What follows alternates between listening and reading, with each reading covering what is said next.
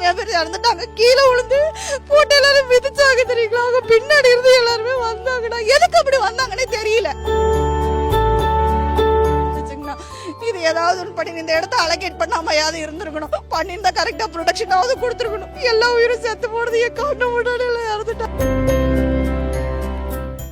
நேற்று சாயந்தரம் வந்து பார்த்தீங்கன்னா நான் ஆஃபீஸ் டியூட்டி முடிச்சுட்டு வெளியே வந்தோட்டே இங்கே சரி விஜய் பார்க்கலாம் அப்படிங்கிறனால தான் இங்கே வந்தோம். நாங்கள் எல்லாருமே, நானே என்னோட பாப்பா, எனக்கு அப்பாவோட ஃப்ரெண்டு 3 பேருமே வந்தோம். வரப்போ கும்பல் இங்கே தான் இருந்துச்சு. கரெக்டாக 5:30க்கு அந்த இடத்துக்கு நான் ரீச் ஆகிட்டேன். ரீச் ஆனதுக்கப்புறம் பார்த்தீங்கன்னா கும்பல் அதெல்லாம் ஃபுல்லாகவே இல்லை. இங்கே ஆனால் எல்லா கும்பலும் இருந்துச்சு. ஆனால் ப்ரீத்திங் பண்ணுற அளவுக்கு ஒவ்வொருத்தருக்கு இப்போ ஜென்ஸ் லேடிஸ் இடிக்காத அளவுக்கு தான் இடம் இருந்துச்சு. டைம் ஆக பார்த்தீங்கன்னா இருட்டாக கும்பல் அதிகமாக வந்துருச்சு. 6:30க்கு அவர் இந்த இடத்துல வரவும் பார்த்தீங்க அப்படின்னா 5:30லேருந்தே பார்த்தீங்கன்னா இந்த இடத்துல சிக்னலே இல்லை. எந்த ஃபோனுமே யாருக்குமே போகவே இல்லை. யாராவது ரேர் கேஸ்க்கு ஃபோன் பண்ணல, வீட்டுக்கு நம்ம இந்த இடத்துல தான் இருக்கோன்னு சொல்கிறதுக்குமே ஃபோனே போகவே கிடையாது. அப்புறம் இங்கேருந்து வந்து பார்த்தீங்கன்னா அவருக்கு இந்த இடத்துக்கு வரக்கூடிய இன்னும் கொஞ்சம் முன்னாடி தள்ளுங்கன்னு சொல்லுவோம். அந்த இடத்துல இந்த வண்டி இந்த இடத்துல தள்ளிட்டு வர்றதுக்குள்ளே பார்த்தீங்க அப்படின்னா அவர் வண்டி கொஞ்சம் மூவ் ஆகி வர்றதுக்குள்ளே அந்த ஜென்ரேட்டர் வச்சு இந்த தட்டியில் வந்து பார்த்தீங்கன்னா ஒருத்தர் விழுந்துட்டாங்களா. அந்த பையன் உள்ளே போனானா, வேணே உள்ளே போகிறதுக்கு கூட 2 செல்ல போனான்னு தெரியல. போன அடுத்த செகண்ட் இங்கேருந்து லைன் எல்லாமே கட் ஆயிடுச்சு. இங்கே ஃபுல்லு இருட்டாயிருச்சு. இங்கே ஃபுல்லாக மொத்தமும் லேடிஸ் தான் நின்றுட்டு இருக்கோம். எல்லாருமே வந்து பார்த்தீங்கன்னா விஜய் பார்த்த அடுத்த செகண்ட் வந்து பார்த்தீங்கன்னா நாங்கள் உள்ளே நம்ம வீட்டுக்கு போயிடலாம் அப்படிங்கிற டாக் மட்டும் தான் இங்கே இருந்துச்சு. நான் கொண்டு அவர் ஸ்பீச்சை கேட்கறதுக்கு யாருமே பெரும்பாலும் வரல. விஜய் நமக்கு பிடிக்கும், குழந்தைங்களுக்குலாம் பிடிக்கணும், கை குழந்தை தோல் மேலே வச்சிருந்தா ஒரு பேரண்ட்ஸே எல்லாமே இங்கே இருக்காங்க. ஒரு குடும்பமே நின்றுருந்தாங்க. அந்த தட்டியில் வச்சு அப்படியே சாத்திட்டாங்க. நான் எல்லாருமே நான் கொண்டு அந்த பதட்டமான சூழ்நிலையில் அங்கே தான் இருக்கேன். கால் பண்ணால் போகவே மாட்டேங்குது யாருக்குமே. 100க்கு ஃபோன் பண்ணுறேன், 108க்கு ஃபோன் பண்ணுறேன், எந்த ஹெல்ப்புமே இல்லை. நான் அங்கேருந்து அப்படி எப்படியாவது அந்த பக்கமே இந்த ரோட்டை அந்த என்ட்ரன்ஸ் வரலும் போயிட்டேன். அங்கேருந்து கூப்பினேன். அந்த இடத்துல நிற்கிற 4 பேர்த்து சொல்கிறேன், அண்ணா அங்கே யாரும் விஜய்னு கத்தல, உயிருக்கு கத்துறாங்க, போய் காப்பாத்துங்க அப்படின்னு நான் சொல்கிறேன். யாருமே கேட்கவே இல்லை. யாருமே திரும்பி இந்த பக்கம் பார்க்கவே இல்லை. எல்லாமே அந்த பக்கமே பார்த்த மாதிரி இருக்காங்க.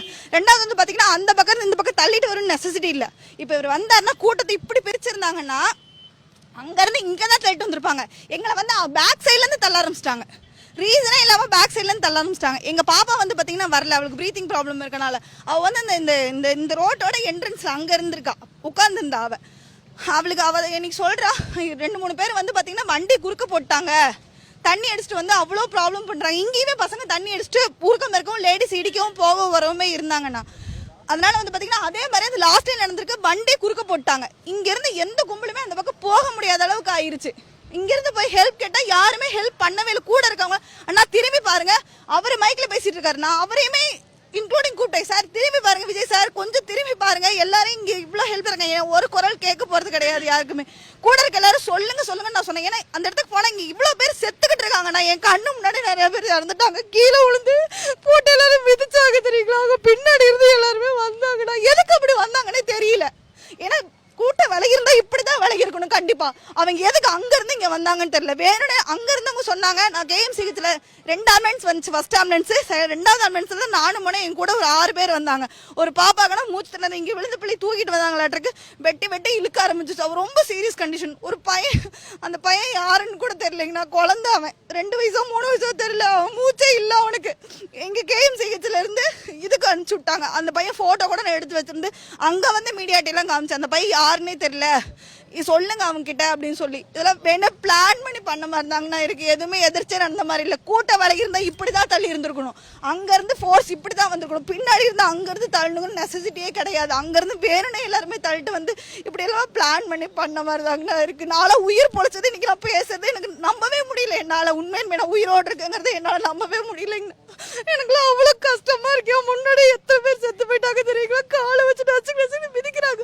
அவங்களுக்கு ஒரு ஆளுக்கு பின்னாடி தாங்கண்ணா அந்த இடத்துல தான் நின்றுகிட்டு இருந்தேன்.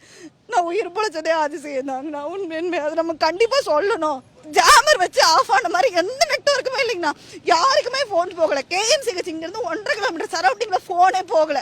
எங்க வீட்டுல இருந்து எனக்கு கூப்பிட்டுருக்காங்க, ஃபோன் வரல. நான் ஃபோன் பண்ணுறேன், கேஎம்சிஹெச்சுக்கு ஃபோன் பண்ணேன். அங்கே இருந்தாவது வீட்டுக்கு போயாவது வீட்டுக்கு கோப்பலாம், நான் இருக்கேம்மா. இப்படி ஆயிடுச்சு. அந்த பொண்ணோட கூட வந்த பிள்ளைங்களாம் அழுகுது. நாங்கள் பொண்ணுங்களாம் பள்ளப்பட்டியிலேருந்து வந்திருக்கோம், ஃப்ரெண்ட்ஸ் எல்லாம் ஒன்றா வந்தோம், விஜய் பார்க்கறதுக்கு தான் வந்தோம்னு சொல்லுவோம். ஃபோன் பண்ணுங்க, எங்கள் வீட்டுக்கு ஃபோன் பண்ணுங்கன்னு சொல்கிறாங்க. ஃபோன் பண்ணால் நெட்வொர்க்கே இல்லை. சுத்தமாக நெட்வொர்க் ஜாம் ஆயிடுச்சு. இங்கே ஒரு போலீஸ் கூட கிடையாது. போலீஸே இல்லைங்கண்ணா. இருந்திருந்து அவங்களுக்கு பயந்துக்கிட்டாவது ஏதாவது நடந்திருக்கும். யாருமே இல்லை, ரெஸ்கியூ பண்ணுறதுக்கே ஆளே இல்லை. காலையில் இருந்து இருக்கவும் எல்லாரும் வந்து களைப்பில் பயக்கம் போட்டு விழுந்துட்டேங்க. மூச்சு தானே அவ்வளோ மூச்சுனாரு. ஒருத்தருக்கு ஒருத்தர் இப்போ பின்னாடி இருந்து 50 பேர் தள்ளினா 1 டன் வெயிட் அது வந்துடும். நான் ஒரு ஆளே நான் 50-60 கிலோ வெயிட் இருக்கேன். நான் 1 டன் வெயிட் எப்படிங்க நான் தாங்குவேன்? அப்படியே வச்சு அப்படி நசுக்கிட்டாங்க எல்லாரையும். ஒவ்வொருத்தர் நசுக்கி மூச்சு சுத்தமாக விடவே முடியல. இருட்டானோட்டே எப்பவுமே ப்ரீத்திங் ப்ராப்ளம் எல்லாருக்குமே வந்துடும். அந்த இடத்துல கரண்டும் போயிருச்சு. எல்லாரும் வச்சு நசுக்கவும் ஆரம்பிச்சிட்டாங்க வேணும்னு. யாருமே காப்பாற்றணுங்கிற எண்ணமே இல்லை. எல்லாம் அவங்க ஓடணும்னு நினைக்கும் போது பார்த்தீங்கன்னா ஒருத்தர் கூட்ட நெரிசல் அதிகமாகிடுச்சு. ஏன் இந்த ரோட பிளாக் பண்ணாங்கன்னே தெரியல. இப்போ இந்த இடத்துல கத்தும் போது ஓடி இருக்கணும். பின்னாடி இருக்க யாருமே ஓடவே இல்லைங்கண்ணா. எல்லாம் குட்டி குழந்தைங்க, அந்த குடும்பமே இங்கே நின்றுட்டு இருந்தாங்க. அவங்க என்ன ஆனாங்கன்னு கூட எனக்கு தெரியல. அந்த அம்மா இவ்வளோதான் ஹைட்டு கம்மியாக இருக்கு. எல்லாருமே ரொம்ப டேஞ்சரில் தான் இருந்தாங்க. ஹைட்டு அதிகமாக இருக்கவங்க கூட டேஞ்சர்லேருந்து அவங்கள காப்பாற்றிட்டாங்க. ஹைட்டு கம்மியாக இருந்து எல்லாருமே என்ன செய்யிட்டாங்கன்னா இந்த இடத்துல எல்லாம் சத்துன்னு விழுறாங்க. இங்கே 2 பேர் நின்னாங்க. அந்த ஜென்ஸ் யாருன்னு தெரியல. ஆனால் அந்த துண்டு போட்டிருந்தாங்க. யாரையுமே இந்த பக்கம் விடலை. எல்லாருமே அவங்கள பிடிச்சி தள்ளுறாங்க. தள்ளுங்கடா நாங்கள் போகிறோம் அப்படின்னு சொன்னாலும் அவங்களுக்கு விடவே இல்லை. அவர் வந்து நின்று லைட்டு கட்டான அடுத்த செகண்ட்லேருந்து இவ்வளோ பிரச்சனை நடந்துச்சுங்கண்ணா. இது ஏதாவது ஒன்று பண்ணி இந்த இடத்த அலோகேட் பண்ணாமையாவது இருந்திருக்கணும். பண்ணியிருந்தா கரெக்டாக ப்ரொடக்ஷனாவது கொடுத்துருக்கணும். எல்லா உயிரும் செத்து போடுறது என் கண்ணு முன்னாடி இறந்துட்டாங்க. என்னால் தாங்கவே முடியலைங்கண்ணா.